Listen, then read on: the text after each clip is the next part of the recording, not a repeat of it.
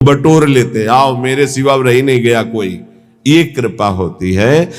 हे युधिष्ठिर, जिस पर मैं कृपा करता हूं उसका सबसे पहले प्रियजनों से वियोग कराता हूं और धन का अपहरण कर लेता हूं और किसी का भी किसी योग्य न रखकर, किसी काम लायक न रखकर उसे ऐसा कर देता हूं कि सिर्फ मेरा ही भरोसा, मेरा ही आश्रय। तो एक शब्द में कहा, उसका सर्वनाश कर देता हूं। आओ होली खेलो। सर्वनाश की होली खेलना हो तो श्री कृष्ण से प्यार करना। डर गए ना? डरना मत। सर्वनाश का मतलब है तुम्हारी मृत्यु का नाश, तुम्हारे काम, क्रोध, लोभ, मोह, मद, मत्सर, हर विकार का नाश और सच्चिदानंद स्थिति में। ऐसा नहीं है कि सबके धन का अपहरण कर ले। अम्बरीश जी चक्रवर्ती सम्राट, दशरथ जी चक्रवर्ती सम्राट, वृषभानु जी, नंद बाबा, बड़े बड़े महाभागवती हैं जिनके आंगन में भगवान घुटने के बल खेल रहे। कभी कभी भक्तों के अनेक जन्मों के संस्कार को भस्म करते हुए माया समेट लेते हैं। यही माया है, मैं और मोर तोड़ते माया। तो यहां कह रहे हैं, जो अपनी वस्तु मानकर दान करता है उसे करोड़ गुना बढ़। ये अच्छा लगता है नहीं? ये अच्छा लगता है। एक देव करोड़ भंजाओ। और दूसरा है, आपकी वस्तु आपको समर्पित, वो सीधे आपको प्राप्त करेगा, प्रभु को, अनंत काल तक के लिए महान वैभव संपन्न, सुख संपन्न प्रभु के समीप। जो हमारे प्रीतम है, जिनके हम अंश है, वास्तविक जो हमारे संबंधी है। ये तो सब संबंध का नाटक है, वास्तविक सत्य संबंध हमारा प्रभु से है। तो श्रीपाद कह बहुत सुंदर उपाय तारेत, और दो को तार देगा, आगे की पीढ़ी और पीछे की पीढ़ी, उनको भी तार देगा। प्रेमानंद रसात्म धामनि परे वृंदावने वासको त्वाश्चर्याम वृषभानुजा प्रियरतिम प्राप्नोत्यनायासतः। अनायास उसे प्रिया प्रीतम के चरणों में प्रीति प्राप्त हो जाएगी, जो वृंदावन वासियों से प्रीति करते हैं। पूज्य श्री मथुरा दास जी के वचन, बहुत बड़े महापुरुष थे। वो कहते थे कि ए जी, हम तुमको एक गुप्त बात बताएं, तुम किसी वृंदावन वासी से ऐसा प्रेम कर लो कि वो तुम्हारी याद करे। वो भगत नहीं आया, बस जान लो कि प्रिया प्रीतम जरूर तुम पर रीझ जाएंगे। कोई यहां का वासी तुम्हारी याद कर ले। अब ऐसे नहीं कि हमारी याद कर लेना, ऐसे आचरण करो कि वो तुम्हारी याद करे। ऐसी प्रियता बढ़ाओ कि वो तुम्हें अपना कहे। अच्छा, बहुत दिनों बाद आप दर्शन दिए, कई बार याद आया, आपकी स्मृति आई। अहो भाग्य, धाम में बैठकर भजन करने वाले आपकी याद करें।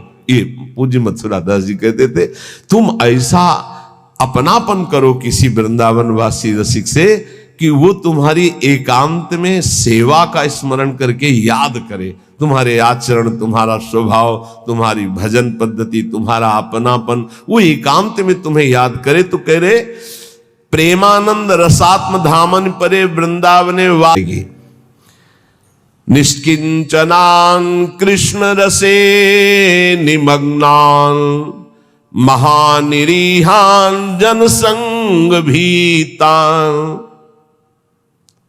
पर सेवक जो निष्किंचन है, अकिंचन महापुरुष, जो प्रियालाल के अनुराग में रंगे हुए हैं, उन्हीं को निष्किंचन कहा गया है। प्रियालाल के सिवा जिनका कोई नहीं है। ऐसे कृष्ण रसे निमग्नान, जो प्रिया प्रीतम के प्रेम रस में निमग्न है, ऐसे की सेवा से प्रिया प्रीतम का प्रेम रस प्राप्त होता है। ध्यान रखो, छल कपट का भी बहुत राज्य है। यही पास में ही राजा था कंस, कहीं दूर नहीं था। तो अगर कृष्ण की नगरी है तो पास में कंस की भी नगरी है, उसका भी प्रभाव होता है। जैसे आपने 100 रुपया दिया और उस 100 रुपये का किसी ने मदिरा पान किया, जिसको दिया, अब वो आपके सुकृत नष्ट हो जाएंगे। बहुत धन देने के लिए पात्रता की अत्यंत आवश्यकता है। बिना पात्र के धन मत दीजिएगा। भोजन जरे उपहास करते हैं इस वेश का, इसलिए यहां जहां सेवा की बात आई है वहां एक शब्द और आ गया है, निष्किंचना नाम कृष्ण रसे निमग्नान। जो अकिंचन है, जिनका प्रिया प्रीतम के सिवा और कोई लक्ष्य ही नहीं है, श्री कृष्ण रसे निमग्नान, जो श्रृंगार रस महामाधुर्य रस वृंदावन का उसमें मगन है, ऐसों की सेवा बहुत सोच समझ के। ऐसा कहीं तुम्हारा कदम ना हो कि इस वेश से ही घृणा हो जाए, क्योंकि बहुत विचित्र खेल है। यहां समझ पाना बड़ा मुश्किल, बड़े बड़े धोखे में हो जाते हैं। दर्शन भक्त अनूप और रूप न शोभित प्रीति बिनु, और भरम भटकत भूप श्री हरिवंश कृपा बिना। सेवक जी कह रहे ऐसा स्वरूप है दर्शन का बाहरी, महापुरुषों के वचनों पर स्थित। हम बहुत सोच समझ कर संग करें, बहुत सोच समझ कर सेवा करें। श्री कृष्ण रसे निमग्नान तोयम ये में भक्त्या प्रेक्षति, समझने का विषय। कहीं अपने सत्संग में दान पुण्य की वार्ता नहीं होती, इसमें श्लोक आया इसलिए उसको एकदम प्रकाशित करके कि हमें कहां सेवा करनी है। निष्किंचना नाम कृष्ण रसे निमग्नान वासयितु, जो श्री कृष्ण रस में निमग्न होकर अकिंचन भाव से प्रभु में जैसे प्रभु रखे, जैसे प्रभु चलावे, जिनका उद्देश्य भगवत प्रेम, उनकी सेवा से वस्तु कोटि गुणम श्रुतम सुकृतम वासोन्नवासादि भोजनाच्छादनई, भोजन वस्त्र वास इनकी व्यवस्था से करोड़ों गुणा बनकर लाभ मिलता है, या भगवत भजन में रुचि होती। दो बातें अलग अलग। महानिरीहान जनसंग भीतान, ऐसे जो जन संसर्ग से डर करके एकांत में भजन में रहते हैं, उनकी सेवा मिल जाए, बड़े अहो भाग्य। वृंदावन स्थान वसनास्नाद्यैर सेवतेशो वसेत तदीशो, सैया वस्त्र भोजन इनकी सेवा यदि हो जाए तो बोले वसेत तद ईशो, यहां के ईश जो श्री प्रिया प्रीतम है उसके वशीभूत हो जाते हैं।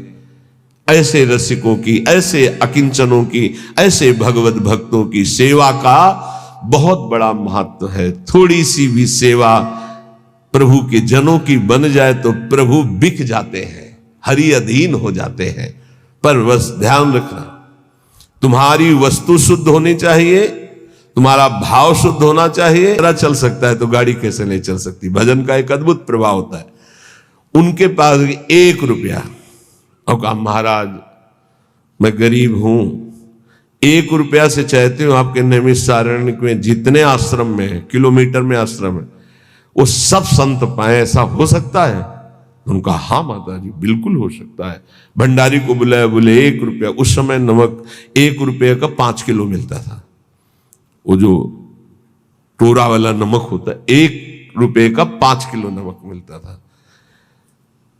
5 किलो नमक में तो पूरा नैमिषारण्य का भोजन बन जाएगा। 5 किलो नमक तो थोड़ा पड़ता। बोले एक नमक लाओ 1 रुपये का, और सब भंडार में सब्जी दाल सब में नमक इन्हीं माता जी का पड़ेगा। माता जी आप भी प्रसाद पाएगा। पाया, प्रसाद पाने के बाद का थोड़ी भेंट देना चाहती है। तो उनका आप तो कहती थी गरीब है, हमारे पास 1 रुपया, भेंट तो दे दिया आप। बोले नहीं, वो तो केवल आपकी महिमा और स्वभाव को देखना चाहती थी कि आप कहीं फटकार कर मुझे भगा देंगे, 1 रुपया कोई भेंट होती है, ऐसा कहेंगे। और दूसरा प्रभाव कि आप 1 रुपये का क्या सदुपयोग करेंगे जिससे सब संतों के मुख में चला जाए। तो दोनों बातों में हमारा हृदय इस बात से कि अब हम जो देना चाहती हैं वो अधिकार है। कई करोड़ रुपए उन्होंने, क्योंकि बहुत धन्यवाद, ये पात्र देख करके उसका प्रयोग, अर्थ का दुरुपयोग कहीं ना हो जाए, ऐसे पात्र देख करके ठग अपने को ठगा करके ऐसे कार्य करता है जिससे पछताना पड़े। तो भक्त का पहला लक्षण है मन विजयी, स्वसुख वांछा का त्यागी, पहला लक्षण है इसमें जो वर्णन कर रहे हैं।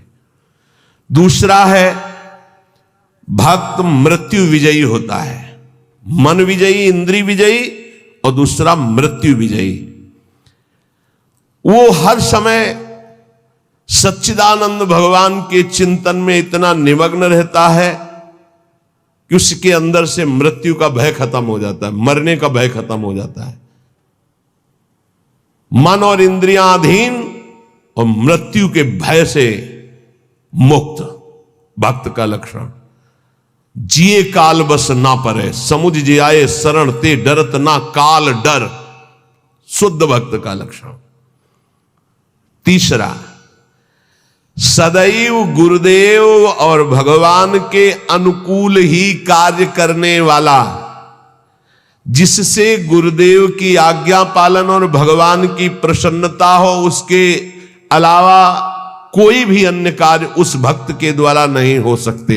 अर्थात तस्मात् शास्त्रम प्रमाणम ते कार्याकार्यो व्यवस्थितो, उसके आचरण साधुता के अनुकूल, गुरु के अनुकूल, शास्त्र के अनुकूल, भगवान के अनुकूल। श्री कृष्ण अनुकूलेन प्रतिकूलस्य वर्जनम, प्रतिकूलस्य वर्जो, जहां कोई देख ना रहा हो। एक आए थोड़ी देर में काट के बैठ गए, बोले उसको भी आ जाने दो। शाम तक घुमा, लौट के ऐसे ही पूरा रख दिया, जिससे अमनिया किए हुए बैठे थे, उनसे पूछा कि तुम बहुत जल्दी आ गए मनिया करके, कहां? बोले प्रभु एक ऐसे एकांत स्थल में गया, आसपास देखा कोई नहीं था, चिड़िया भी नहीं थी, वहां से काट के ले आए। अच्छा, आप क्यों नहीं शाम तक घूमते रहे? बोले प्रभु मुझे कोई ऐसा स्थान नहीं दिखाई दिया जहां आप न हो। आपने कहा था कोई न हो, तो मुझे कोई ऐसा स्थान नहीं दिखाई दिया, क्योंकि अखंड मंडलाकारम व्याप्तम येन चराचरम, आप चराचर में व्याप्त मेरे गुरुदेव हैं, मेरे गुरुदेव देख रहे हैं। इसलिए आपने कहा था कोई न देख रहा हो, तो प्रभु हर समय आप मुझे दिखाई दे रहे थे, इसलिए मैंने काटा। जो काट लिए थे उनसे कहा तुम तरबूज पाओ और निकल लो, तुम्हारी दीक्षा नहीं होगी। और जो नहीं काटे थे उनसे कहा तुम दीक्षा के अधिकारी हो। ये चौथा, जो हर समय ये देख रहा है कि मेरे गुरुदेव मुझे देख रहे हैं, मेरे इष्ट देव मुझे देख रहे हैं, मैं जो भी आचरण कर रहा हूं मेरे गुरुदेव देख रहे हैं। पांचवा, ये भक्त का लक्षण, अपने परिवार से तनिक भी मोह ना होना। भगवत जागृत अखंड स्मरण, सब में समता का व्यवहार, संतों में विशेष भाव, नम्रता और प्राण मात्र में भगवत भाव, ये स्वाभाविक भक्त के अंदर आने लगते हैं। जो विषयों का संग्रह, भोगों का चिंतन, दूसरे शरीरों का आकर्षण भोग वासना से और रुपया पैसा की प्रियता, वो महामूर्ख है, वो भगवान का भक्त नहीं हो सकता। महामूर्ख इसलिए कि मूर्ख उसे कहते हैं जो कबाड़ बटोरता है, बुद्धिमान उसे कहते हैं जो कीमती वस्तु लेता है। कीमती वस्तु हरि नाम में भगवान को छोड़कर कबाड़ बटोर रहा है। भेष बहुत अच्छे व्यापारी का है और कबाड़ बटोर रहा है। भेषधारी हरि के उर शालें, भगवत ऋषि जी ने कहा है। जब तुम्हारे सामने धर्म और भजन की बात आवे तो उसे कल के लिए मत टालिए। जब हम नए नए संत वेश में थे तो श्री स्वामी ओंकारानंद सरस्वती जी महाराज नजफगढ़, बहुत बड़े महापुरुष थे, उनके दर्शन करने गए तो उन्होंने कहा अच्छा बेटा संत बन गए हो। पहले से वो कृपा करके घर जाया करते थे, बहुत से संत भगवान जाते थे। तो बहुत अच्छा, बहुत अच्छा। देखो बेटा संतों का जीवन, आज उसे लिखा पाया है, हाँ वहां तो उसने समझाया था तो समझ गए। जो संतों में लक्षण, तो श्वान के 10 लक्षण महान संतों में पाए जाते हैं, ये लिखी है इसमें बात। और वो बात हमको बचपन में बताई थी इससे, इसीलिए जो आप लोग सुनते हैं सब संतों की जूठन है, महापुरुषों के अनुभव, जो छाती का अनुभव सब मिलाकर तभी आपको जो कुछ भी वो तभी अनुभव में आता है। उन्होंने उनके श्रीमुख से, जो ये तो अभी तो बताएंगे, उनके श्रीमुख से कि बेटा, बोले पहला लक्षण एक बार मैं भिक्षा मांगने गया, तो जिसके दरवाजे पे गया तो उसने कहा रुको, रुक गए। क्यों रुके? चल भाग यहां से। मैं चल दिया। स्वामी जी रुको रुको रुको, आ जाओ। फिर गए। बोले 7 बार बेटा उसने दबकाया और 7 बार भगाया और 7 बार मैं वापस गया, 8वीं बार उसने भिक्षा दी। ठीक बोले, कुत्ते का ऐसा ही स्वभाव होता है। ऐसे करके रोटी डालो, डंडा मारो, फिर चलो, फिर पुछ करो, फिर आ जाएगा। उसको माना अपमान का किंचन मात्र ध्यान नहीं रहता। ऐसे ही महान संतों का स्वभाव होता है। एक स्वभाव कि आप ऐसे करो, फिर तो एक बार देखेगा, फिर लौट के आएगा, फिर आप डंडा हुआ, फिर दबका दो, फिर वो जय बार करोगे तय बार वापस। उसे माना अपमान का बोध नहीं होता। श्वान के ये 10 लक्षण महान संतों में पाए जाते हैं। वो अपनी भूख मिटाने के लिए माना अपमान का ध्यान नहीं करता भिक्षान्न के द्वारा। इसमें केवल इतना संकेत विस्तृत से उन्होंने बताया था। दूसरा सौदा होता है, कर लूं क्या यार, ये करना सही रहेगा कि नहीं रहेगा, नहीं सही रहेगा, नहीं यार कर लेते हैं। ऐसे प्रत्येक कर्म जो होते हैं संकल्प विकल्प करके, संकल्प विकल्प खत्म, एक निश्चय पक्का बुद्धि का कि नाम ही सर्वोपरि है। अब वो मन मन में निरंतर नाम रट रहा है। तो बोले फिर जो आनंद प्रकट होता है, वो आनंद एक बार प्रकट होता है, फिर कभी नष्ट नहीं होता, वो बढ़ता रहता है। वो बड़े बड़भागी जन हैं जो इस नाम में अपनी रुचि कर पाते हैं। पर जो अशुद्ध भोजन पाते हैं, चोरी करते हैं, मस्खरी करते हैं और पर नारी पर शरीर स्पर्श करते हैं काम भोग के लिए, और वो चाहते हैं कि हम भजन कर लें या भक्त रूप रख के निर्वाह कर लें, तो बोले वो पाखंड है, वो दंभ है, नहीं भजन नहीं। फिर देख लीजिए, जो अच्छा भोजन करना चाहते हैं बच्चों को, बच्चियों को या किसी भी शरीर को, अगर आपको शुद्ध भजन में चलना है तो एक, फिर हम वहीं आ गए मोबाइल में। कल एक बच्चा बहुत विकल होके रो के सभा में कह रहा था ऐसे, हम कहा नाम जप करो बच्चा, इससे ठीक हो जाए। बोले कुछ नहीं रह गया उपाय, गुस्सा आ रहा है फिर तुम्हारे ऊपर। हम बताएं तुम्हें क्यों उपाय नहीं रह गया? तुम गंदी बातें देखते हो ना मोबाइल में? बोले जी। गंदी क्रिया करते हो ना? जी। अगर आप, यहां तो शास्त्र में लिखा है स्पर्श मत कीजिए काम भाव से किसी भी शरीर को, चाहे पुरुष शरीर हो, चाहे स्त्री शरीर, चाहे बच्चा, किसी को भी। वैसे तो ऐसे क्यों स्पर्श करो किसी को? पर अगर कभी तो किसी को उठाने के लिए, गिराने के लिए क्यों स्पर्श करो? काम भाव ऐसे नहीं। अगर आप मोबाइल रखते हो तो भैया बचना, बहुत खतरनाक है और बहुत अच्छा है, दोनों बात। अच्छा है कि सत्संग सुन के आप सुधार कर सकते हो। बुरा इतना है कि सबसे ज्यादा खतरनाक ये है, नवीन अवस्था में जिस प्रपंच से बचने, शरणम लंगोटी भी नहीं लगाई, दिगंबरे निकल पड़े।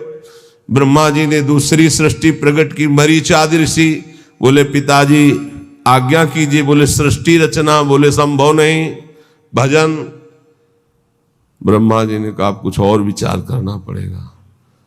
तब अपने बाएं अंग से सत रूपा जी और दाहिने अंग से मनु जी, वहीं से परस्पर आकर्षण स्त्री पुरुष का, फिर जो तो ये रचना ऐसी रची है शरीरों की कि भजन में रुचि ना होकर सृष्टि की तरफ हमारी रुचि जाए।